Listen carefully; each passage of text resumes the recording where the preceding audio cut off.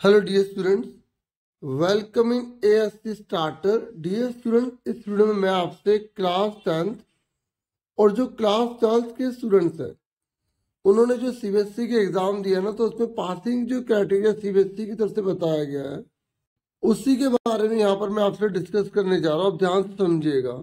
सबसे पहले हम बात कर लेते हैं क्लास 12th के स्टूडेंट्स के।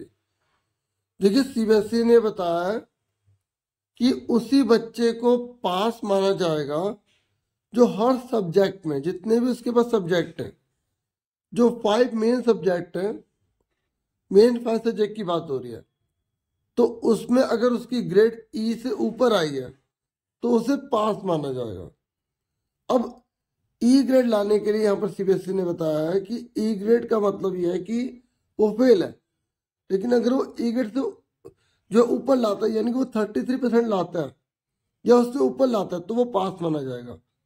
अब बच्चों के मन में सवाल आता है कि सर, जो 33% में लाने हैं, क्या इंटरनल और एक्सटर्नल को मिला के लाने? नहीं, यहां पर सीबीएसई ने साफ क्लियर कर दिया है कि अगर आपको पास होना है तो आपको एक्सटर्नल एग्जाम, मतलब आप जो सीबीएसई की तरफ से जो किसी स्कूल में पेपर देने जा रहे हैं ना बाहर, इसलिए उसे एक्सटर्नल कहा जा रहा है। जैसे अगर आपका पेपर 80 मार्क्स का है तो आप 80 को 33 से मल्टीप्लाई कर दो, ठीक है?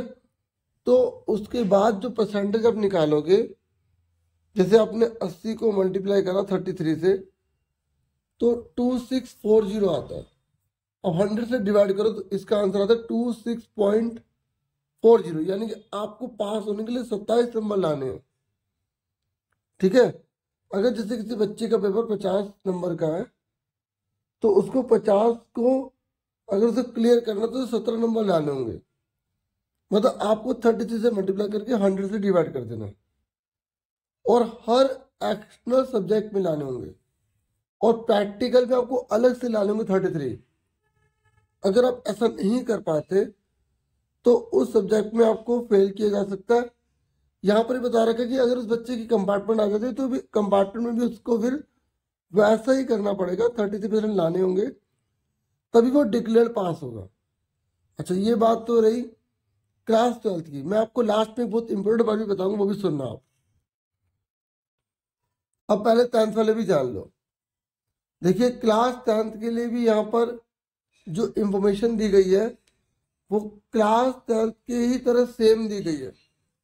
यहाँ पर बताया गया कि अगर बच्चा ई जो ग्रेड है उससे कम लाता है, ई ग्रेड से कम लाता है और सब्जेक्ट में, तो उसको जो है फेल माना जाएगा।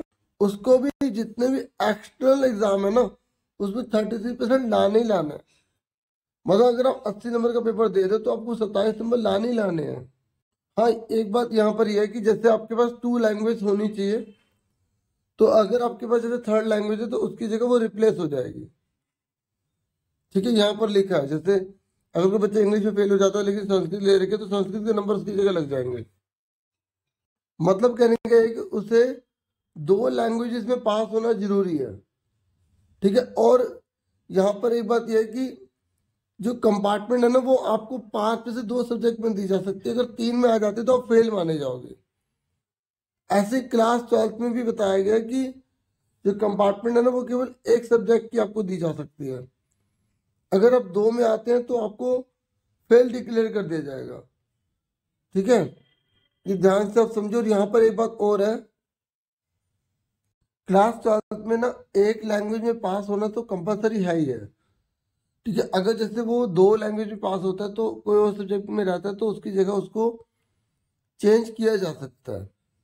लेकिन अगर किसी के पास 3 लैंग्वेज है तो 2 लैंग्वेज से ज़्यादा उसको बेनिफिट नहीं मिल सकता। मतलब 2 ही लैंग्वेज के मार्क्स लगेंगे, तीसरी लैंग्वेज के मार्क्स नहीं लगेंगे, ठीक है? या उसके पास एक लैंग्वेज होगी, 4 और सब्जेक्ट होगा, तो इस तरीके से उसके मार्क्स लग सकते हैं, ठीक है? और अब मैं लास्ट में आपको एक बहुत इंपॉर्टेंट बात बता दूं। देखिए, ये तो जो सीबीएसई की तरफ से जो इन्फॉर्मेशन दी गई वो वाली है, लेकिन कई बार जो है सीबीएसई जो है वो जब रिजल्ट आता है उससे पहले जो है कुछ इन्फॉर्मेशन देकर मतलब चेंज भी कर सकती है। मतलब सीबीएसई चाहे तो टोटल मिला के भी 33 कर सकती है, इंटरनल एक्सटर्नल मिला के, ठीक है? वो सीबीएसई के ऊपर ही बेस्ड डिसीजन होगा। आपकी क्या राय है, आप क्या चाहते हो, कमेंट करके आप जरूर बताइएगा। बाकी यहाँ पर पतंजलि विद्यालय के बारे में बता रखा है, उसको मैं अलग से वीडियो प्रोवाइड करके बता दूंगा। तो इतना ही था इस वीडियो में। होप ये वीडियो आपके लिए काफ़ी हेल्पफुल होगी। मैंने ज़्यादा बिल्कुल कोशिश करी आपको जानकारी देने की। बाकी हो सकता है बहुत सारे डाउट्स आपके मन में हो, तो आप कमेंट बॉक्स में कमेंट कर सकते हैं, फिर मैं उसी के ऊपर एक और वीडियो बना दूंगा। इम्प्रूवमेंट की बात भी यहाँ पर की गई है, प्रैक्टिकल वर्क के बारे में बात की गई है, लेकिन अभी मैंने पासिंग क्राइटेरिया के बारे में यहाँ बात बताई है, ठीक है, उसी के बारे में डिस्कस किया है। तो इतना ही है इस वीडियो में। Thank you for watching and listening carefully. Take care dear students.